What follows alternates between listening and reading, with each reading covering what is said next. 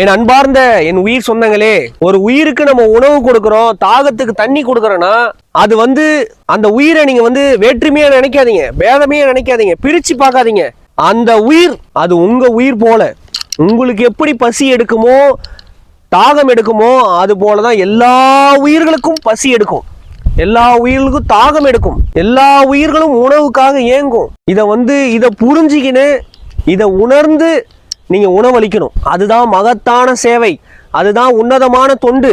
தம் உயிர் போல, தம் உயிருக்கு எப்படி பசி எடுக்குதோ, தம் உயிருக்கு எப்படி தாகம் எடுக்குதோ, அது போலதான் எல்லா உயிர்களுக்கும் பசி எடுக்கும், தாகம் எடுக்கும் நினைத்து நம்ம உணவு வழங்கணும், தாகத்துக்கு தண்ணி வழங்கணும். சரிங்களா? அதனால நம்ம வயிறு நிறைஞ்சா போதும், தாகம் தணிஞ்சா போதும் அப்படிலாம் போயிடாதீங்க. அது வாழ்க்கை கிடையாது. அதெல்லாம் குறை வாழ்க்கை.